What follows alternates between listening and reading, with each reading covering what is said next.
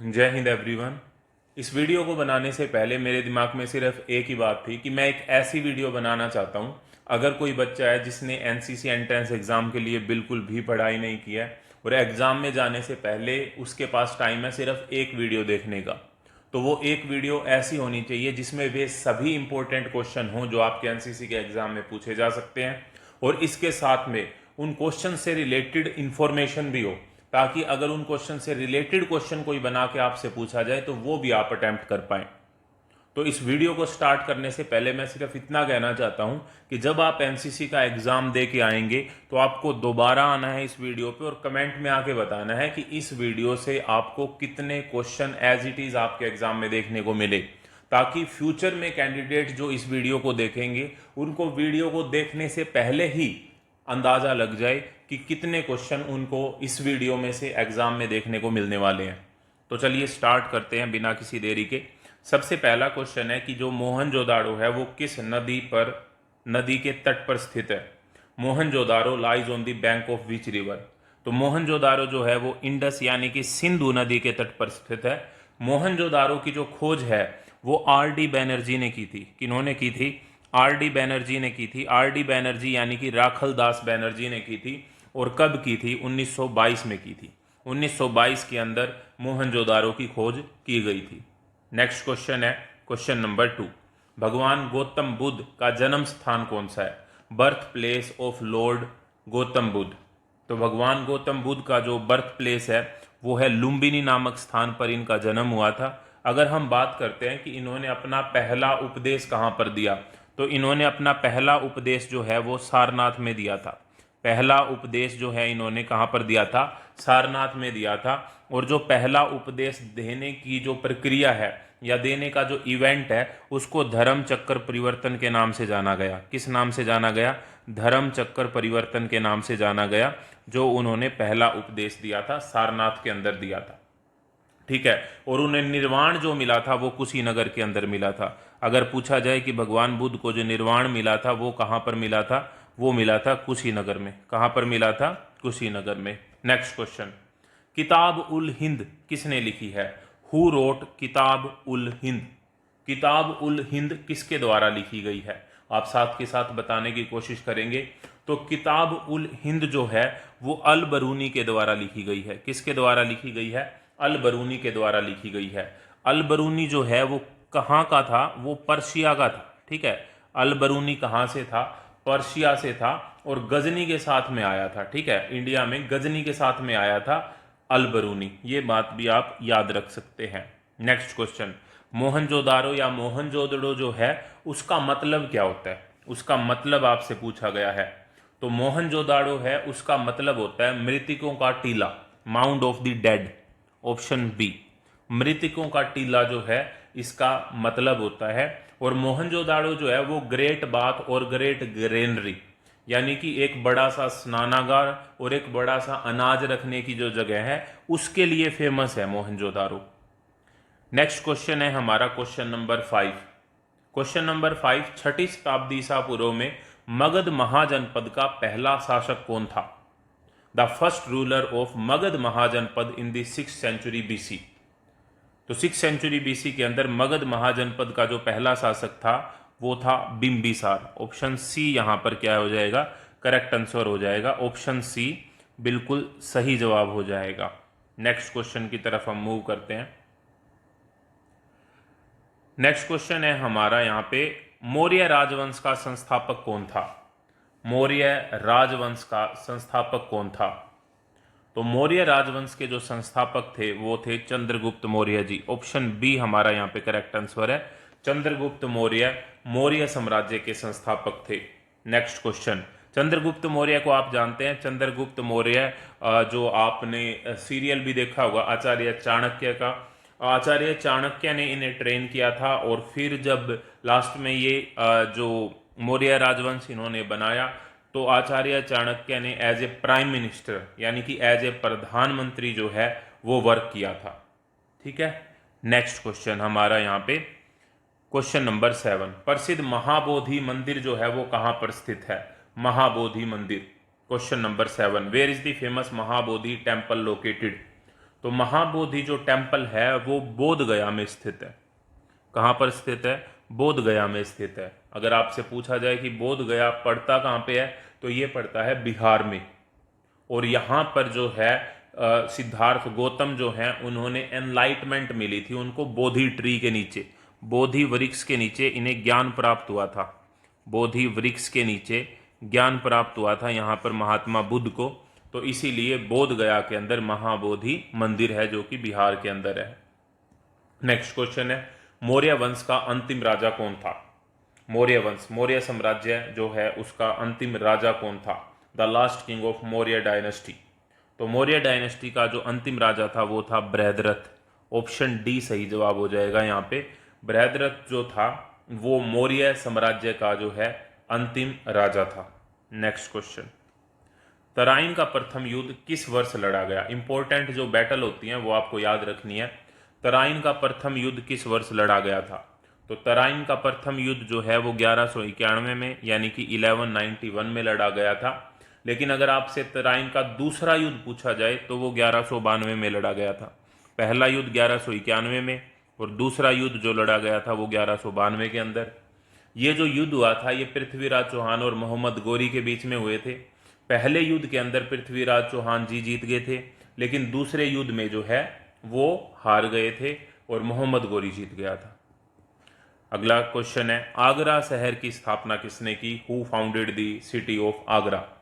तो आगरा की स्थापना हुई थी 1504 के अंदर। अगर आपसे पूछा जाए कि आगरा शहर की स्थापना किस वर्ष में हुई थी, 1504 के अंदर हुई थी और सिकंदर लोदी ने आगरा शहर की स्थापना की थी। नेक्स्ट क्वेश्चन, क्वेश्चन नंबर 11, आईने अकबरी के लेखक कौन है? Who is the author of आईने अकबरी? तो आईने अकबरी के जो लेखक हैं वो हैं अबुल फजल। ऑप्शन सी करेक्ट आंसर हो जाएगा। अबुल फजल जो है वो आईने अकबरी के लेखक हैं। नेक्स्ट क्वेश्चन, गुलाम वंश का संस्थापक कौन था? Who was the founder of slave dynasty? तो स्लेव डायनेस्टी के जो फाउंडर थे वो थे कुतुबुद्दीन ऐबक। ऑप्शन बी सही जवाब हो जाएगा यहाँ पर, कुतुबुद्दीन ऐबक। कुतुबुद्दीन ऐबक को लाख बख्श के नाम से भी जाना जाता था। लाख बख्श के नाम से भी जाना जाता था कुतुबुद्दीन ऐबक को। ये बात आपको याद रखनी है। नेक्स्ट क्वेश्चन, विजयनगर साम्राज्य की राजधानी क्या थी? What was the capital of Vijayanagar empire? तो विजयनगर एम्पायर जो है उसे 1336 के अंदर बनाया गया था। 1336 में इसकी स्थापना करी थी हरिहर और बुक्का ने। अगर आपसे पूछा जाए कि विजयनगर साम्राज्य की स्थापना की थी तो हरिहर और बुक्का ने 1336 के अंदर विजयनगर साम्राज्य की स्थापना की थी। हम्पी जो है वो विजयनगर साम्राज्य की राजधानी है। ठीक है, अब ये यूनेस्को की वर्ल्ड हेरिटेज साइट है। हम्पी जो है, हम्पी के जो रूइन हैं, बचे हुए जो हिस्से हैं वो यूनेस्को वर्ल्ड हेरिटेज साइट है। और तुंगभद्रा नदी पर जो है हम्पी पड़ता है। आपसे पूछ लिया जाएगा कि हम्पी जो है वो किस नदी पर पड़ता है, तो तुंगभद्रा नदी के ऊपर हम्पी जो है वो पड़ता है। Next question, question number 40, Haldi Ghati का युद्ध किस वर्ष हुआ था? इन which year Haldi Ghati of battle takes place? तो हल्दी घाटी का जो युद्ध हुआ था वो हुआ था 1576 में। ऑप्शन ए हमारा यहाँ पे सही जवाब हो जाएगा। और ये महाराणा प्रताप और मुगल एम्परर अकबर के बीच में लड़ाई हुई थी।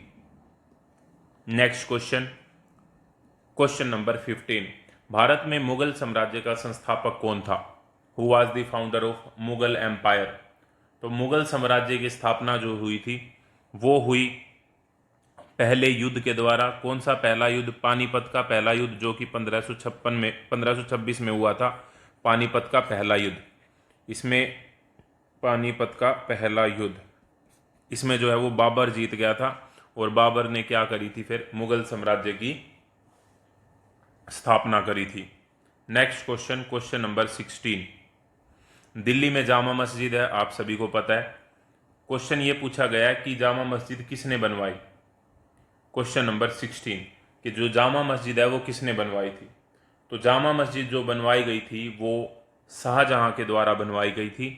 ऑप्शन सी सही जवाब हो जाएगा यहाँ पे, शाहजहां के द्वारा। भारतीय राष्ट्रीय कांग्रेस की स्थापना कब हुई? जो कांग्रेस हम देखते हैं उसकी स्थापना कब हुई थी? तो कांग्रेस की स्थापना सन 1885 के अंदर हुई थी। अगर आपसे पूछा जाए कि कांग्रेस की स्थापना किसने की थी, तो कांग्रेस की स्थापना ए ओ हयूम ने की थी। किसने की थी? ए ओ हयूम ने कांग्रेस की स्थापना की थी। पहला जो सेशन हुआ था कांग्रेस का वो बॉम्बे के अंदर हुआ था और व्योमेश चंद्र बनर्जी ने उसकी अध्यक्षता की थी। Next question, question number 18। Swaraj मेरा जन्मसिद्ध अधिकार है और मैं इसे लेकर रहूंगा, यह नारा किसने दिया था? यह नारा दिया था बाल गंगाधर तिलक जी ने। ऑप्शन बी सही जवाब है, बाल गंगाधर तिलक जी ने। बाल गंगाधर तिलक को लोकमान्य की उपाधि दी गई थी, तो इन्हें पूरा नाम जो इनका कहा जाता है वो कहा जाता है लोकमान्य बाल गंगाधर तिलक। ठीक है। नेक्स्ट क्वेश्चन, जलियांवाला बाग हत्याकांड किस वर्ष हुआ था? तो जलियांवाला बाग हत्याकांड हुआ था 13 अप्रैल 1919 को। 13 अप्रैल 1919 को जो है वो जलियांवाला बाग हत्याकांड हुआ था। जलियांवाला बाग जो है वो पंजाब के अमृतसर में पड़ता है, पंजाब के अमृतसर में। इसके साथ में जो गोल्डन टेम्पल है वो भी अमृतसर में है। गोल्डन टेम्पल को हम हरमिंदर साहिब के नाम से जानते हैं। इसके साथ में जो बाघा बॉर्डर है वो भी पंजाब अमृतसर में ही है। नेक्स्ट क्वेश्चन, भारत छोड़ो आंदोलन। भारत छोड़ो आंदोलन जो है वो कब लॉन्च किया गया था? तो भारत छोड़ो आंदोलन 1942 के अंदर महात्मा गांधी द्वारा लॉन्च किया गया था। इसी के अंदर महात्मा गांधी ने डू और डाई का नारा दिया था। डू और डाई, डू और डाई का मतलब होता है करो या मरो। करो या मरो का नारा दिया गया था महात्मा गांधी के द्वारा 1942 के अंदर भारत छोड़ो आंदोलन में। नेक्स्ट क्वेश्चन, स्वतंत्र भारत के पहले गवर्नर जनरल कौन थे? Who was the first governor general of independent India? अब यहां पे एक इंटरेस्टिंग बात है। अगर आपसे पूछा जाए कि स्वतंत्र भारत के प्रथम गवर्नर जनरल कौन थे, तो आप कहेंगे लॉर्ड माउंटबेटन। क्या कहेंगे? Lord Mountbatten. लेकिन अगर आपसे पूछ लिया जाए स्वतंत्र भारत के प्रथम भारतीय गवर्नर जनरल कौन थे, देखो लॉर्ड माउंटबेटन तो कहीं से भी भारतीय नहीं है। अगर आपसे पूछ लिया जाए स्वतंत्र भारत के प्रथम भारतीय गवर्नर जनरल कौन थे, तो आंसर जो है वो सी राजगोपालाचारी हो जाएगा। लेकिन अगर भारतीय वर्ड मेंशन नहीं कर रखा है तो आंसर जो है वो लॉर्ड माउंटबेटन रहेगा। Next question, question number 22। Question number 22 कि ब्रह्म समाज की स्थापना किन्होंने की थी? तो ब्रह्म समाज की जो स्थापना है वो की गई थी राजा राम मोहन राय जी के द्वारा। राजा राम मोहन राय जी के द्वारा ब्रह्म समाज की स्थापना की गई थी 1828 के अंदर। आपसे अगर पूछा जाए कि ब्रह्म समाज की स्थापना किस वर्ष की गई थी, तो 1828 के अंदर ब्रह्म समाज की स्थापना की गई थी और इन्होंने ही जो सती प्रथा है उसके बैन पर भी कार्य किया। नेक्स्ट क्वेश्चन है क्वेश्चन नंबर 23। सत्यार्थ प्रकाश पुस्तक जो है वो किसने लिखी? सत्यार्थ प्रकाश पुस्तक ये लिखी गई स्वामी दयानंद सरस्वती जी के द्वारा। ऑप्शन सी यहाँ पे सही जवाब हो जाएगा, स्वामी दयानंद सरस्वती जी के द्वारा। अगर आपसे पूछा जाए, जैसे ऊपर ब्रह्म समाज की स्थापना राजा राम मोहन राय ने की है, अगर आपसे पूछा जाए कि आर्य समाज की स्थापना किन्होंने की, आर्य समाज की, तो आप कहेंगे स्वामी दयानंद सरस्वती जी ने आर्य समाज की स्थापना की थी। और इन्होंने ही एक स्लोगन दिया था कि वेदों की ओर लौटो, गो बैक टू वेदास, वेदों की ओर लौटो, वेदों की तरफ दोबारा से मुड़ो। ये बात जो बोली थी वो किन्होंने बोली थी? स्वामी दयानंद सरस्वती जी ने बोली थी, जिन्होंने आर्य समाज की स्थापना की थी सन 1875 में। नेक्स्ट क्वेश्चन है क्वेश्चन नंबर 24। इंपॉर्टेंट क्वेश्चन है ये, मेरे एफकेट के एग्जाम में पूछा गया था जब मैं पहली बार एफकेट का एग्जाम देने गया था, कि गांधी जी दक्षिण अफ्रीका से भारत कब लौटे थे? When did Mahatma Gandhi return to India from South Africa? Gandhi ji South Africa से भारत कब लौटे? तो वो लौटे थे 9 जनवरी 1915 को। 9 जनवरी 1915 को वो है दक्षिण अफ्रीका से भारत लौटे थे। इसीलिए 9 जनवरी को राष्ट्रीय प्रवासी भारतीय दिवस के रूप में मनाया जाता है। किसके रूप में मनाया जाता है? प्रवासी भारतीय दिवस। प्रवासी भारतीय दिवस यानी कि NRI, non residential Indian, NRI day के रूप में हम मनाते हैं। कौन से दिवस को मनाते हैं? 9 जनवरी को एनआरआई डे के रूप में मनाया जाता है। Question number 25। भारत की सबसे लंबी नदी कौन सी है? भारत की सबसे लंबी नदी, ये आप बताएंगे जल्दी से कमेंट बॉक्स में। भारत की सबसे लंबी नदी जो है वो गंगा नदी है। कौन सी नदी है? गंगा नदी है। और भारत में इस नदी की जो लंबाई है वो है 25 किलोमीटर। आप ऐसे याद रख सकते हैं, 2525 किलोमीटर। और ये गंगोत्री ग्लेशियर से निकलती है। अगर पूछा जाए कि कहाँ से निकलती है गंगा नदी, तो गंगोत्री से निकलती है, और गंगोत्री पड़ता है उत्तराखंड के अंदर। ठीक है। Next question, question number 26। Question number 26 है, चिल्का झील किस भारतीय राज्य में स्थित है? तो चिल्का झील जो है वो सबसे बड़ी खारे पानी की झील है। पहली बात तो भारत की सबसे बड़ी खारे पानी की झील जो है वो चिल्का झील है, और ये पड़ती है उड़ीसा में। ऑप्शन ए हमारा यहाँ पे करेक्ट आंसर हो जाएगा। नेक्स्ट क्वेश्चन है, भारत का सबसे ऊंचा जलप्रपात कौन सा है? Which is the highest waterfall in India? तो भारत का सबसे ऊंचा जलप्रपात जो है वो पड़ता है कुंचिकल फॉल। ऑप्शन बी सही जवाब हो जाएगा यहाँ पे। कुंचिकल फॉल जो है वो भारत का सबसे ऊंचा जलप्रपात है, और ये कर्नाटक में पड़ता है। कुंचिकल जलप्रपात अगर पूछा जाए कि कहाँ पर है, तो ये है कर्नाटक के अंदर। कहाँ पे है? कर्नाटक में। Next question number 28। भारत में क्षेत्रफल की दृष्टि से सबसे बड़ा राज्य कौन सा है? तो एरिया के हिसाब से सबसे बड़ा राज्य है राजस्थान। सबसे छोटा राज्य है एरिया के हिसाब से गोवा। लेकिन अगर पॉपुलेशन के हिसाब से पूछा जाए, पॉपुलेशन कहाँ की ज़्यादा है, तो पॉपुलेशन के हिसाब से उत्तर प्रदेश जो है वो सबसे बड़ा है। Question number 29। क्वेश्चन नंबर 29 यहाँ पे आप देखिए एक बार के लिए, कि कर्क रेखा भारत के कितने राज्यों से होकर गुजरती है? कर्क रेखा भारत के कितने राज्यों से होकर गुजरती है? तो कर्क रेखा जो है वो भारत के 8 राज्यों से होकर गुजरती है। 8 राज्यों से होकर। वे राज्य हैं गुजरात, राजस्थान, मध्य प्रदेश, छत्तीसगढ़, झारखंड, वेस्ट बंगाल, त्रिपुरा और मिजोरम। तो ये 8 राज्य हैं जहां से कर्क रेखा गुजरती है। नेक्स्ट क्वेश्चन है हमारा क्वेश्चन नंबर 30। काजीरंगा राष्ट्रीय उद्यान किसके लिए प्रसिद्ध है? तो काजीरंगा राष्ट्रीय उद्यान जो है वो एक सींग वाले गेंडे के लिए फेमस है, यानी कि one horned rhino. Option C हमारा यहाँ पे सही जवाब हो जाएगा, वन हॉर्न्ड राइनो।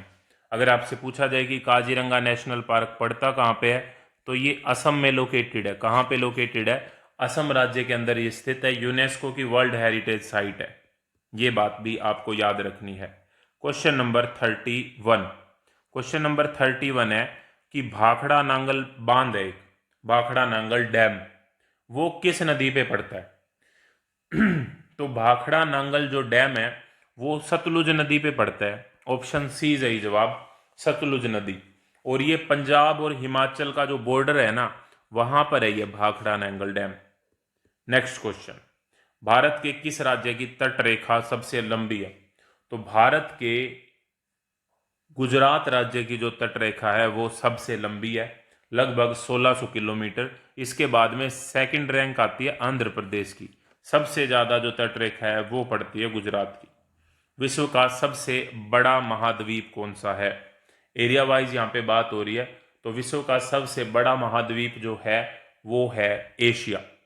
एशिया जो है वो विश्व का लगभग 30% अर्थ को जो है कवर करता है। विश्व की सबसे लंबी नदी कौन सी है? Which is the longest river?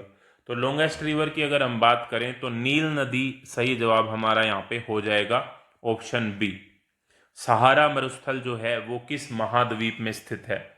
सहारा मरुस्थल जो है वो अफ्रीका में पड़ता है, अफ्रीका। ऑप्शन सी हमारा यहाँ पे करेक्ट आंसर है। Question number 36। माउंट एवरेस्ट की बात कर लेते हैं कि माउंट एवरेस्ट जो है वो किस पर्वत श्रृंखला में है। माउंट एवरेस्ट जो है वो हिमालय पर्वत श्रृंखला में पड़ता है। ये बात आपको ध्यान रखनी है। 8,848 मीटर जो है वो हाइट है किसकी? माउंट एवरेस्ट की। और ये नेपाल और चाइना के बॉर्डर पे पड़ता है। कहाँ पे पड़ता है? नेपाल और चाइना के बॉर्डर पे पड़ता है। नेक्स्ट क्वेश्चन है, विश्व का सबसे गहरा महासागर कौन सा है? तो विश्व का सबसे गहरा महासागर जो है वो है प्रशांत महासागर। इसी के अंदर सबसे गहरी खाई है जिसका नाम है मारियाना ट्रेंच या फिर मारियाना गर्त। ठीक है, जिसकी गहराई लगभग 12 किलोमीटर है। लगभग 12 किलोमीटर, 11.5 किलोमीटर के आसपास इसकी गहराई पड़ती है। Next question number 38, important question है कि कौन से देश को उगते सूर्य की भूमि या उगते सूर्य के देश के रूप में जाना जाता है, लैंड ऑफ राइजिंग सन। तो जापान जो कंट्री है उसको लैंड ऑफ राइजिंग सन के रूप में जाना जाता है। Option B is the correct answer.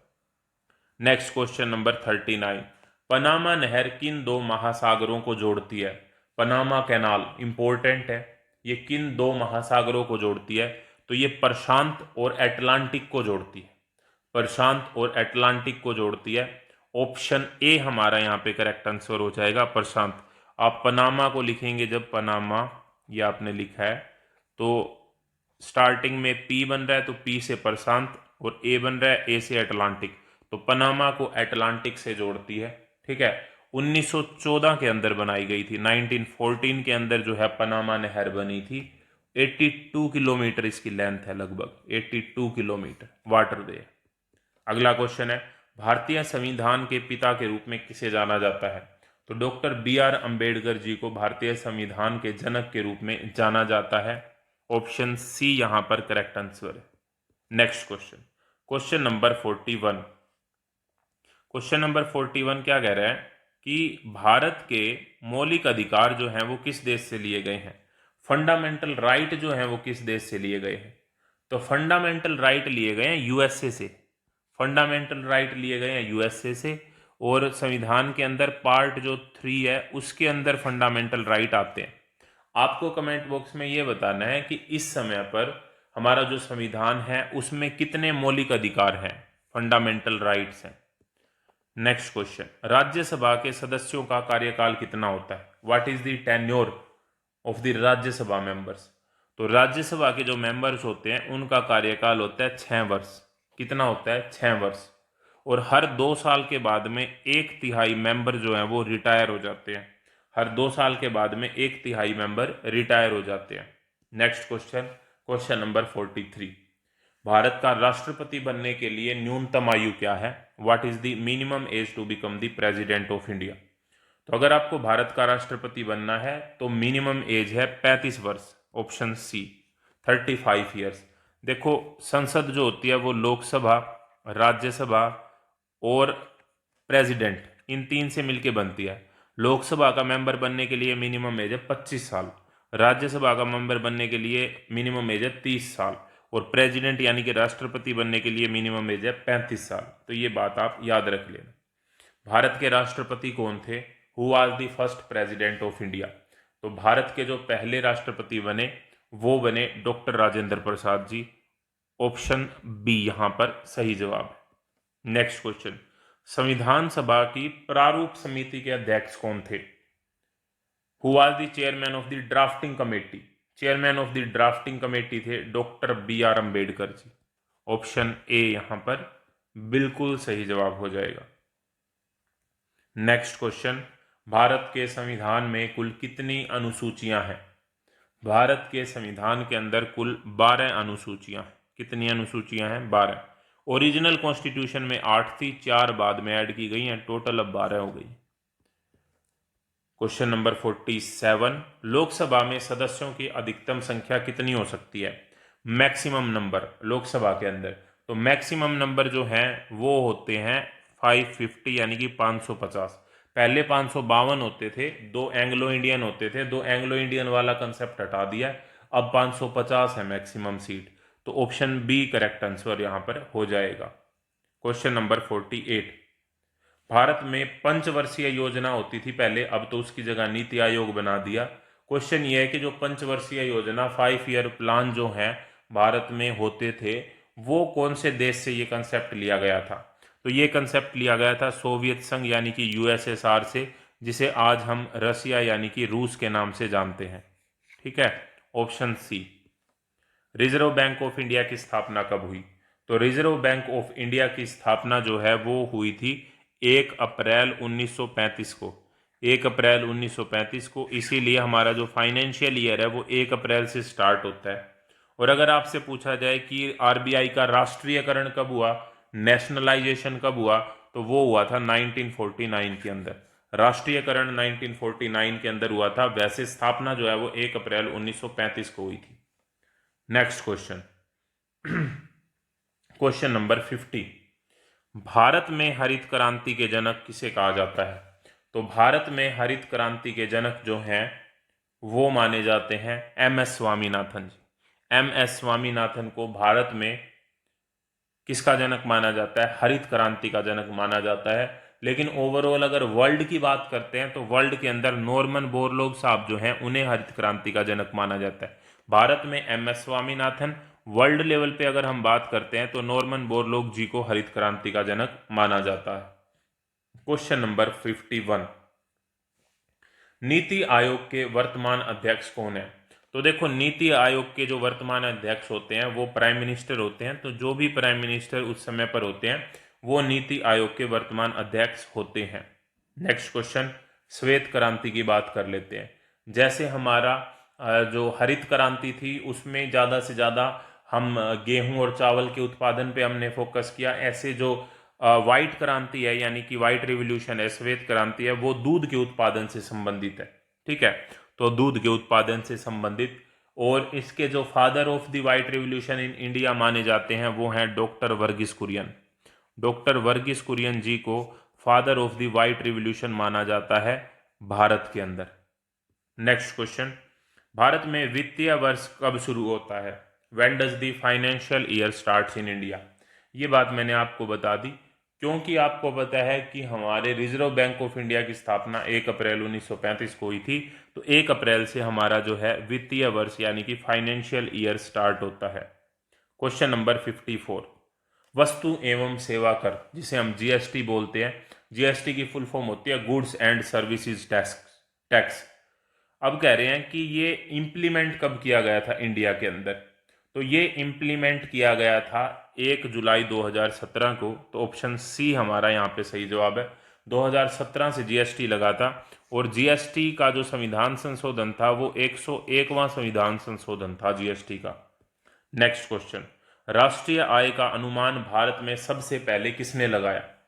राष्ट्रीय आय का अनुमान, तो राष्ट्रीय आय का अनुमान जो है वो सबसे पहले लगाया था दादा भाई नेरोजी ने।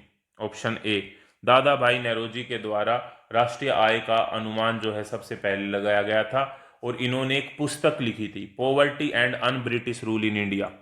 Poverty and un British rule in India, un British rule in India. ये पुस्तक आपसे पूछ ली जाती है कि ये पुस्तक जो है किसने लिखी है, तो आप कहेंगे दादा भाई नौरोजी ने लिखी है। आपसे ये भी पूछ लिया जाता है कि grand old man of India के रूप में किन्हें जाना जाता है, तो भी दादा भाई नौरोजी सही जवाब हो जाएगा। नेक्स्ट क्वेश्चन, विश्व पर्यावरण दिवस जो है वो कब मनाया जाता है? When is the world environment day celebrated? तो विश्व पर्यावरण दिवस जो है वो 5 जून को मनाया जाता है। 5 जून को विश्व पर्यावरण दिवस मनाया जाता है। 1 दिसंबर को एड्स दिवस के रूप में मनाया जाता है। 1 दिसंबर को एड्स दिवस के रूप में मनाया जाता है। एड्स की फुल फॉर्म होती है acquired immuno deficiency syndrome. Acquired immuno deficiency syndrome. Question number 57, question number 57 पूछ रहे हैं कि जो चिपको आंदोलन है वो किससे संबंधित है? देखो, चिपको आंदोलन के अंदर क्या होता था कि जब कोई पेड़ काटता था तो वहां के लोग पेड़ों से चिपक जाते थे ताकि वो पेड़ों को ना काट सकें। इस आंदोलन को चिपको आंदोलन कहा गया। ये 1970 के अंदर उत्तराखंड से स्टार्ट हुआ था और चिपको आंदोलन से संबंधित अगर पर्सन का नाम पूछा जाता है तो वे थे सुंदरलाल बहुगुणा जी। सुंदरलाल बहुगुणा जी जो है वो चिपको आंदोलन से संबंधित थे, सुंदरलाल बहुगुणा जी। ठीक है, ये बात आप याद रख सकते हैं। नेक्स्ट क्वेश्चन नंबर 58, ओजोन परत वायुमंडल की किस परत में पाई जाती है? तो ओजोन परत जो है वो वायुमंडल के समताप मंडल यानी कि स्ट्रेटोस्फियर में पाई जाती है। ओजोन को हम O3 से रिप्रेजेंट करते हैं। किससे रिप्रेजेंट करते हैं? O3 से रिप्रेजेंट करते हैं ओजोन को।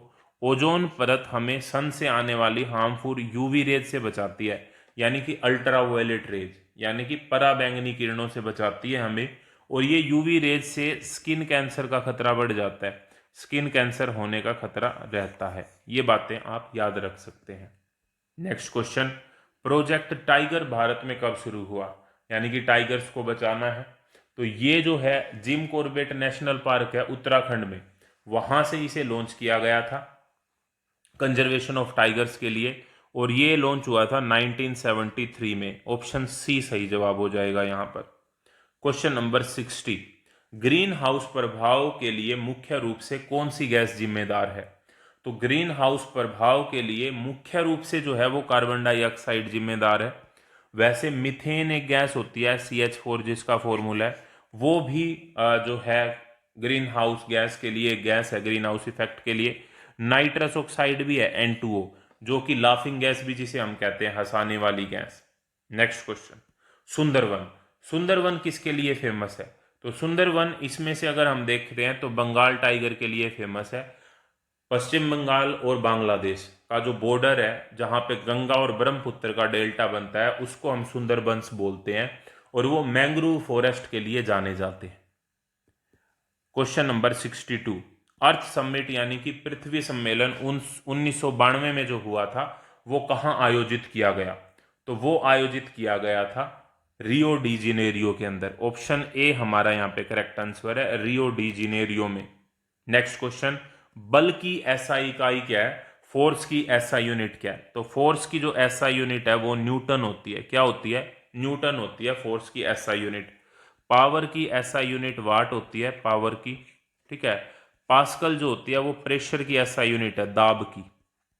और जूल जो है वो जूल जो है वो वर्क और एनर्जी की एसआई यूनिट होती है, वर्क और एनर्जी की। तो ये सभी आपको पता होनी चाहिए एसआई यूनिट।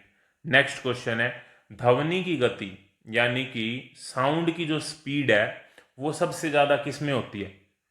तो साउंड की जो स्पीड है वो सबसे ज्यादा होती है ठोस चीजों के अंदर, सॉलिड के अंदर। ऑप्शन डी हमारा यहाँ पे करेक्ट आंसर हो जाएगा। नेक्स्ट क्वेश्चन, प्रकाश वर्ष किसका मात्रक है? लाइट ईयर जो है वो किसकी यूनिट है? लाइट ईयर एक डिस्टेंस की यूनिट है, और इसका मतलब होता है कि एक साल के अंदर कोई लाइट जो है वो कितनी दूरी तय करती है, उसको लाइट ईयर बोलते हैं। एक साल के अंदर कोई लाइट कितनी दूरी तय करती है उसको लाइट ईयर बोलते हैं। और लाइट की स्पीड अगर आपसे पूछी जाती है तो वो होती है 3 × 10⁸ मीटर पर सेकेंड। 3 × 10⁸ मीटर पर सेकेंड जो है वो लाइट की स्पीड होती है। Next question, question number 66। Question number 66 क्या कहता है कि गुरुत्वाकर्षण का सिद्धांत किसने दिया था? तो गुरुत्वाकर्षण का सिद्धांत जो है वो आइजैक न्यूटन साहब ने दिया था। तो ऑप्शन सी सही जवाब है यहाँ पे।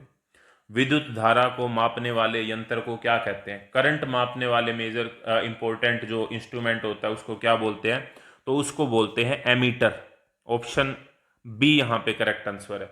बैरोमीटर जो है वो एटमॉस्फेरिक प्रेशर यानी कि वायुमंडलीय दाब को मेजर करने के लिए यूज किया जाता है, एटमॉस्फेरिक प्रेशर को यूज करने के लिए, मेजर करने के लिए।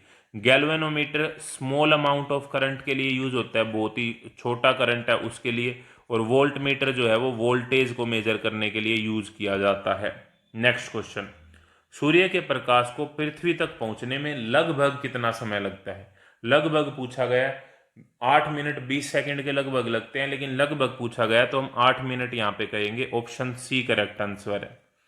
नेक्स्ट क्वेश्चन, लेंस की क्षमता क्या होती है? लेंस की क्षमता की इकाई, पावर ऑफ लेंस की यूनिट क्या होती है? तो पावर ऑफ लेंस की यूनिट होती है डायोप्टर।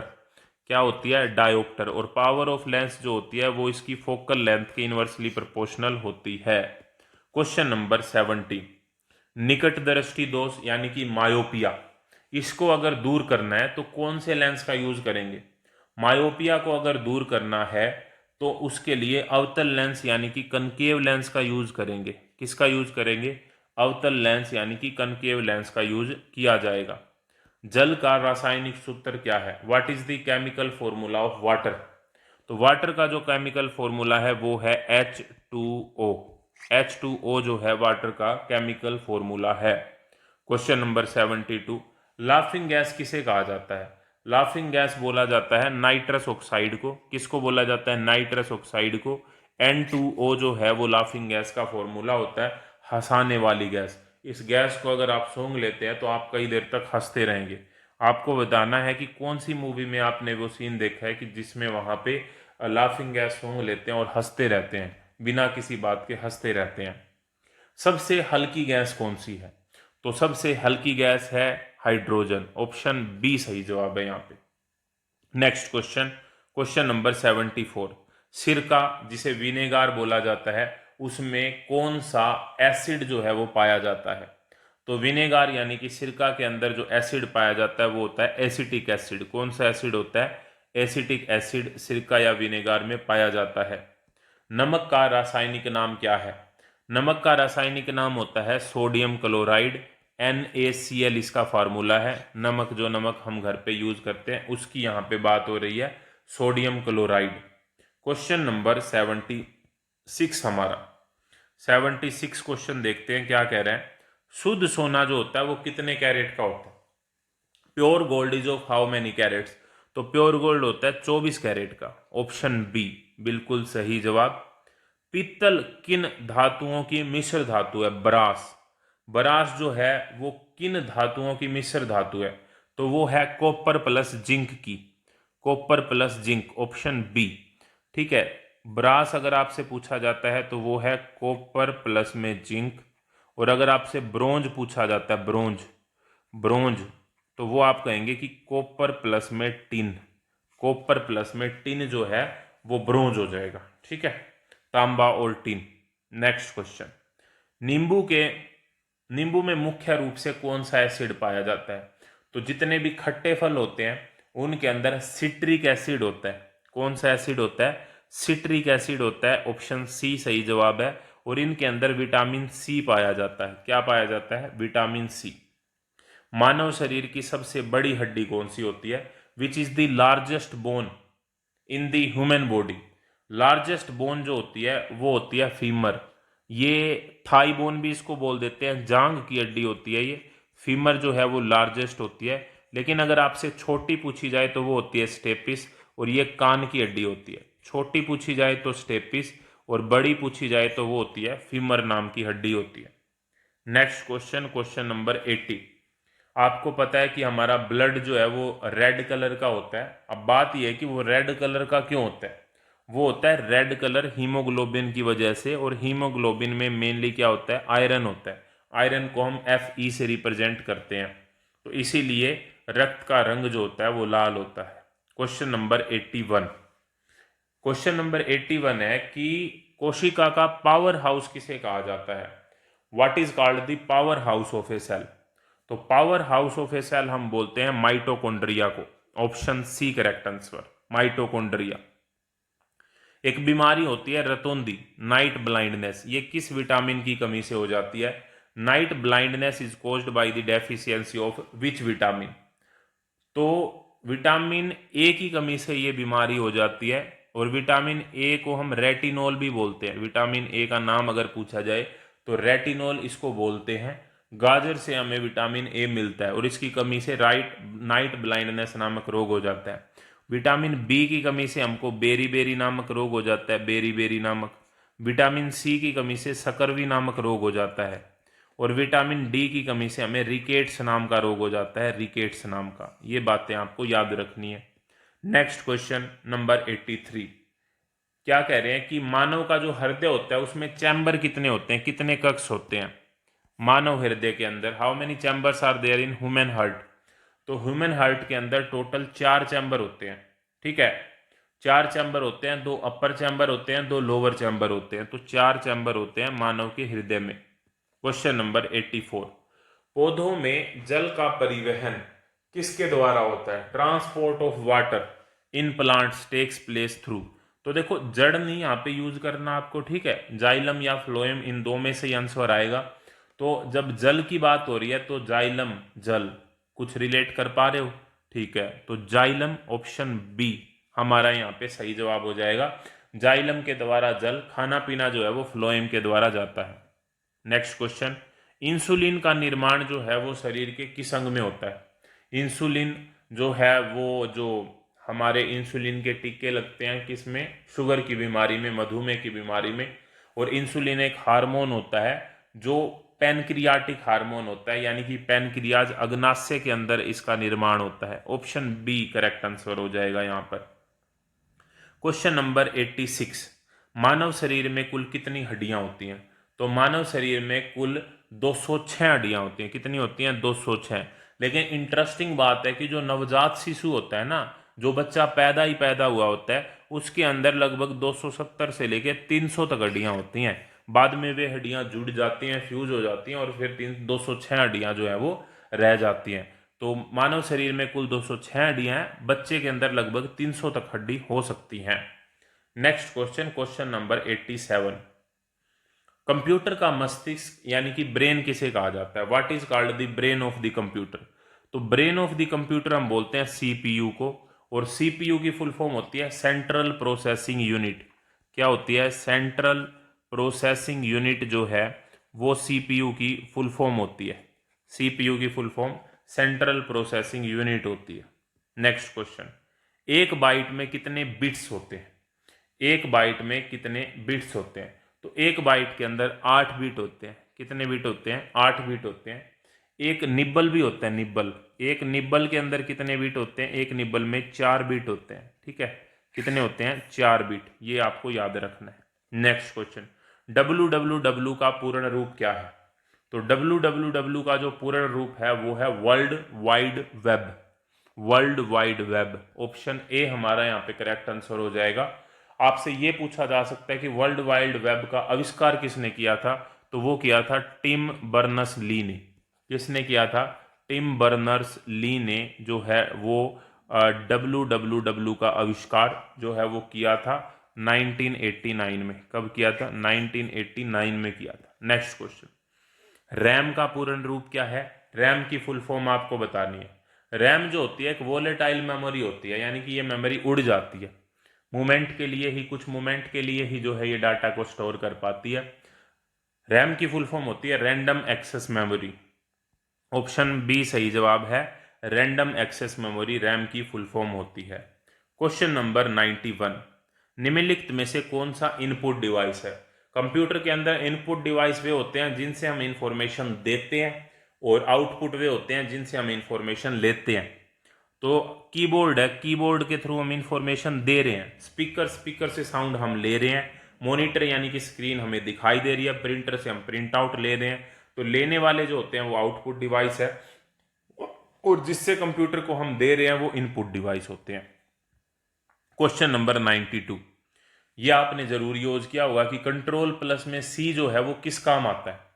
तो कंट्रोल प्लस में सी जो होता है वो कॉपी के काम आता है। कॉपी कोई चीज करनी है तो कंट्रोल प्लस में सी कर लो, और पेस्ट कोई चीज करनी है, उसी चीज को कहीं पे पेस्ट करना है तो आप कंट्रोल प्लस में वी यूज कर सकते हैं।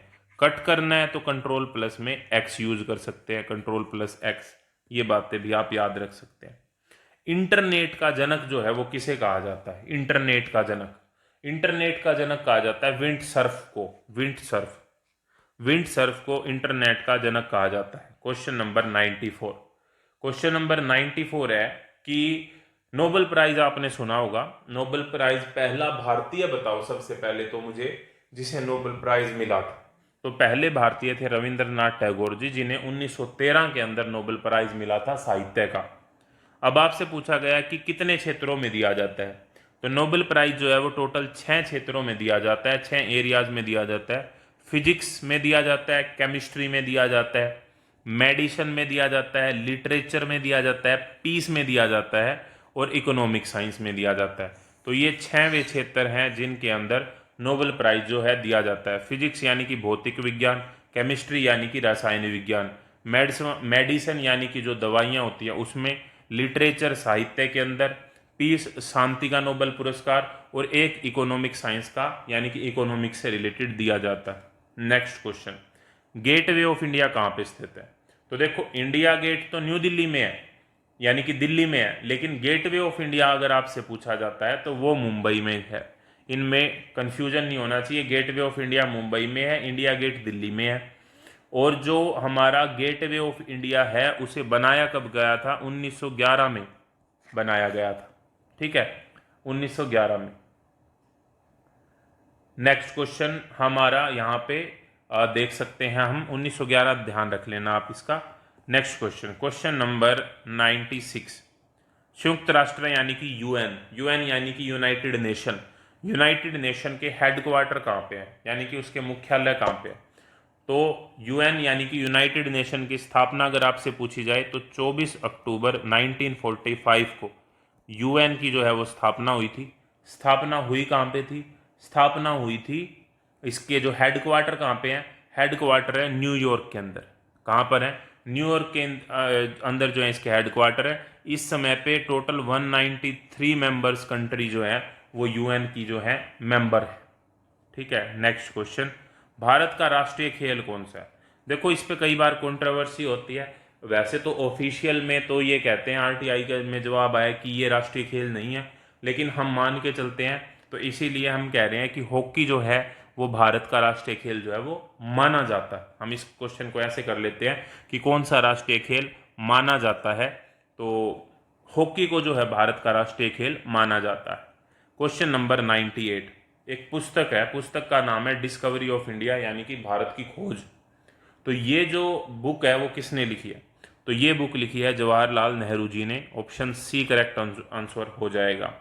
नेक्स्ट क्वेश्चन, अंतर्राष्ट्रीय महिला दिवस कब मनाया जाता है? When is the international women's day celebrated? International women's day जो है वो 8 मार्च को मनाया जाता है। कब मनाया जाता है? 8 मार्च को इंटरनेशनल वुमेन्स डे जो है वो मनाया जाता है। Next question, question number 100, Ajanta और एलोरा की जो गुफाएं हैं वो किस राज्य में स्थित हैं? अजंता और एलोरा की गुफाएं किस राज्य में स्थित है? ये क्वेश्चन मैं आप लोगों के लिए छोड़ता हूं, आपको अभी नेट पे जाके सर्च करना है और इसका जो आंसर है वो कमेंट बॉक्स में बताना है। थोड़ी सी मेहनत आप भी करें, जिसका बिल्कुल सही जवाब होगा और डिटेल्ड जवाब होगा उसके कमेंट को हार्ट दे दिया जाएगा। और चैनल को सब्सक्राइब जरूर करना, इस वीडियो को अपने दोस्तों से शेयर जरूर करना जो भी इस एग्ज़ाम की तैयारी कर रहे हैं। Thank you very much. जय हिंद।